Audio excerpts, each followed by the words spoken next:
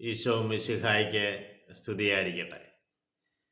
ഈശോ മിശിഹായിൽ സ്നേഹിക്കപ്പെടുന്ന മാതാപിതാക്കളെ, സഹോദരങ്ങളെ, ദൈവത്തിൻ്റെ അനന്തമായ സ്നേഹവും കൃപയും സൗഖ്യവും നമ്മുടെ ജീവിതത്തിൽ വന്ന് നിറയട്ടെ എന്ന് പ്രാർത്ഥിക്കുന്നു. യെശയ്യാ പ്രവാചകന്റെ പുസ്തകം 5-ാം അധ്യായത്തിൽ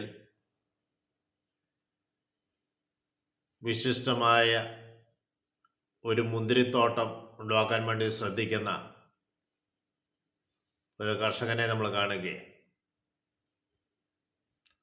അവൻ പ്രതീക്ഷിച്ച ഫലം അതിന് ലഭിച്ചില്ല. അവൻ ആ കൃഷിത്തോട്ടത്തിനോട് ചെയ്യുന്ന ചില കാര്യങ്ങൾ അവിടെ പറയുന്നുണ്ട്. എന്താണ് ഈ കൃഷിത്തോട്ടമെന്നും എന്ത് ഫലമാണ് അവൻ ആഗ്രഹിച്ചതെന്നുമെല്ലാം തുടർന്ന് നമ്മൾ കാണുന്നുണ്ട്.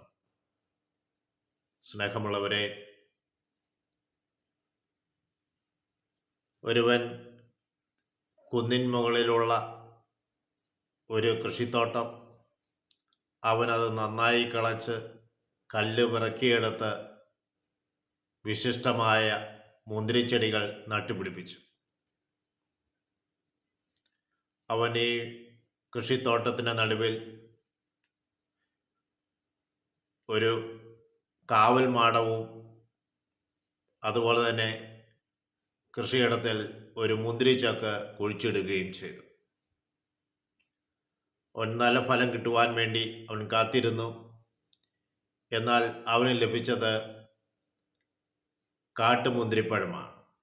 വിശിഷ്ടമായ മുന്തിരിപ്പഴത്തിന് വേണ്ടി കാത്തിരുന്നു, എന്നാൽ അവന് ലഭിച്ചത് കാട്ടുമുന്തിരിപ്പഴമാണ്. അവൻ ഇവയോട് എന്തു ചെയ്യും? അവൻ കൃഷിത്തോട്ടത്തിൻ്റെ വേലി പൊളിച്ചു കളഞ്ഞ് മതിലുകൾ ഇടിച്ചു നിരത്തി കൃഷികൾ ചവിട്ടിമെതിച്ച് ഫലശൂന്യമാക്കി തീർക്കും. മേഘത്തു നിന്ന് മഴ വരരുത് എന്നും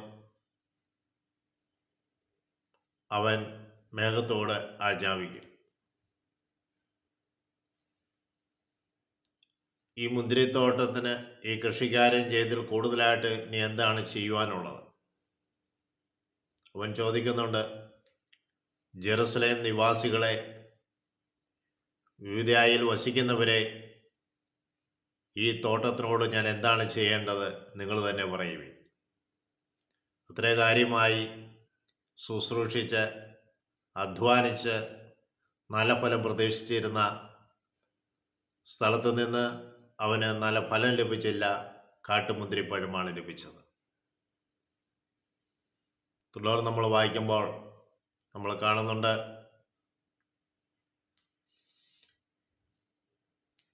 മുന്തിരിത്തോട്ടം എന്ന് പറയുന്നത് ജെറുസലേം നിവാസികളെ കുറിച്ചാണ് പറയുക. തുടർന്ന് യൂദയായിൽ വസിക്കുന്നവരോട് അവിടുന്ന് പറയുന്നുണ്ട്, അവിടുന്ന് ആഗ്രഹിച്ചത് നീതിയാണ്, എന്നാൽ ലഭിച്ചതോ രക്തച്ചൊരിച്ചിൽ. നീതിക്കായി അവൻ കാത്തിരുന്നു, എന്നാൽ ജനങ്ങളുടെ ഇടയിൽ രക്തച്ചൊരിച്ചിലാണ് സംഭവിച്ചത്. ധർമ്മനിഷ്ഠയ്ക്ക് വേണ്ടി കാത്തിരുന്നു, എന്നാൽ നീതി ലഭിക്കാത്തവരുടെ നിലവിളിയാണ് അവിടുന്ന് കേട്ടത്. സ്നേഹമുള്ളവരെ, ദൈവം നമ്മളെ ഏവരെയും നട്ടുപിടിപ്പിച്ച് പണിതുയർത്തുവാൻ വേണ്ടി ആഗ്രഹിക്കുമ്പോൾ നമ്മുടെ ജീവിതത്തിൽ യഥാർത്ഥമായ ഫലം നമ്മൾ പുറപ്പെടുവിക്കുന്നില്ല. കാട്ടുമുന്തിരിപ്പഴമാണ് നമ്മൾ പലപ്പോഴും പുറപ്പെടുവിക്കുക. നല്ല ഫലം പുറപ്പെടുവിക്കണമെന്നാണ് ദൈവം ആഗ്രഹിക്കുന്നത്. ദൈവത്തെ പ്രതി പലതും ഉപേക്ഷിക്കേണ്ടതായിട്ട് വരും. എൻ്റെ സുഖങ്ങൾ, എൻ്റെ നേട്ടങ്ങൾ, ഇവയെല്ലാം മാറ്റിവെക്കേണ്ടതായിട്ട് വരും. കർത്തൃ ശുശ്രൂഷയ്ക്ക് വേണ്ടി ഇറങ്ങിത്തിരിക്കുമ്പോൾ മറ്റൊന്നും നിനക്കൊരു പ്രതിബന്ധമായി നിൽക്കാൻ പാടില്ല. അവിടെ പ്രതിബന്ധമായി നിൽക്കുമ്പോൾ കർത്താവ് നമ്മളെ നോക്കി ആണോ പറയുന്നത് എന്ന് നമ്മൾ ചിന്തിക്കണം. ഞാൻ അവയുടെ മതിലുകൾ, വേലികൾ പൊളിച്ചു നീക്കും, മതിലുകൾ ഇടിച്ചു നിരത്തും, ഞാൻ വിളകൾ ശൂന്യമാക്കും, ചവിട്ടിമെതിക്കും,